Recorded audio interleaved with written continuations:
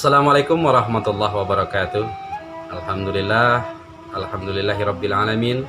Wassalatu wassalamu ala asrofil anbiya'i wal mursalin wa ala alihi wa sahbihi rasulillahi ajma'in. Para pemirsa channel Hidayah Minang, dalam kesempatan kali ini kita akan mencoba mengangkat tema tentang konsep kesehatan dengan mengobati diri sendiri. Metode yang akan kita angkat pada pertemuan kali ini adalah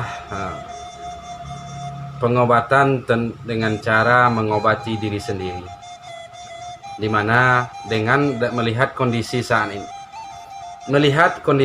ini, berita tentang penyebaran virus begitu cepat dan telah memapar puluhan bahkan ratusan juta orang.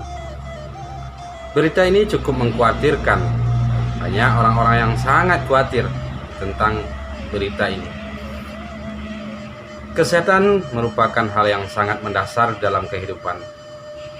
Semua orang rela mengorbankan segala harta untuk mendapatkan kesehatan. Berbagai metode dilakukan untuk mendapat dan menjaga kesehatan. Berbagai cara diusahakan untuk memelihara kesehatan. Sejak dari pola makan, olahraga, mengkonsumsi berbagai makanan dan minuman yang dapat menjaga dan memelihara kesehatan. Walau telah menjaga gaya hidup, sebagian orang masih terjangkit berbagai penyakit. Semenjak penyebaran virus corona di Cina hingga merambah berbagai negara, yang saat ini telah lebih dari 200 negara dan telah terpapar ratusan juta orang di seluruh dunia. Hal ini sangat memprihatinkan. Para ahli telah melakukan berbagai penelitian. Segala kemungkinan telah dilakukan, namun belum menemukan solusi yang tepat untuk mengatasi masalah ini.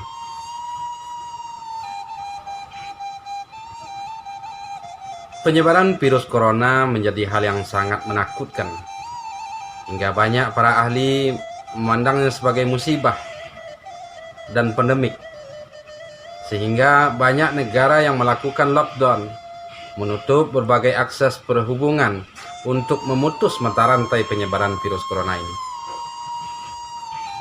Seperti di negara kita, Indonesia, setelah lockdown kemudian menerapkan PSBB hingga kini new normal, namun masih belum bisa menjadi solusi yang tepat untuk memutus mata rantai penyebaran virus corona itu sendiri. Ini perlu menjadi sebuah hal yang perlu dikaji lebih dalam. Untuk itu kita kembali kepada konsep leluhur. Zaman dahulu berbagai musibah telah melanda penduduk dunia ini, seperti penyakit kusta yang telah melanda suatu kaum pada zaman dahulu. Sebagaimana yang telah difirmankan oleh Allah di dalam Al-Quran, sebagian besar kita lupa dengan masa lampau. Kita lupa sejarah yang dapat dijadikan pedoman untuk menata masa depan yang lebih baik.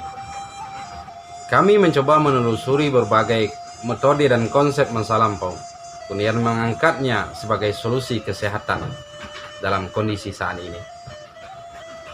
Kami kenalkan dengan istilah 349 yang merupakan rumusan dari warisan leluhur kita. 349 merupakan pengetahuan dalam bentuk rumusan. Berbagai konsep ada di dalamnya, termasuk masalah kesehatan. Kali ini 349 dikupas dari segi kesehatan. Ada 3 adalah pengenalan diri, di mana diri manusia diciptakan Tuhan dengan penuh kesempurnaan. Ada akal, ada nafsu, dan ada nyawa. Inilah sentral utama tubuh manusia, menjadi kunci kesehatan hidup.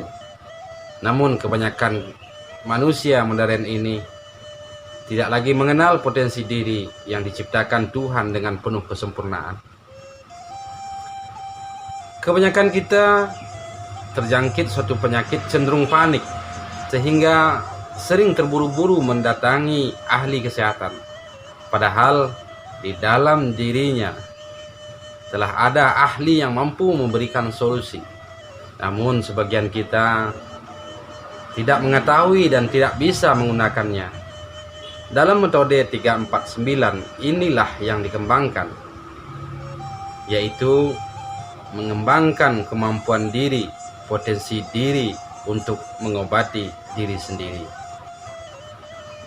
349 selanjutnya ada angka 4, merupakan konsep keseimbangan, diwariskan dalam rumusan keseimbangan unsur di dalam diri yang harus selalu dikontrol. Bagaimana mengontrol keseimbangan? Di sini dibutuhkan pemahaman tentang keteraturan diri yang diwarisi dengan dalam rumusan angka 9 sebagai warisan kesempurnaan. Jadi 349 merupakan metode pengenalan keseimbangan dengan keteraturan sebagai kunci kesehatan.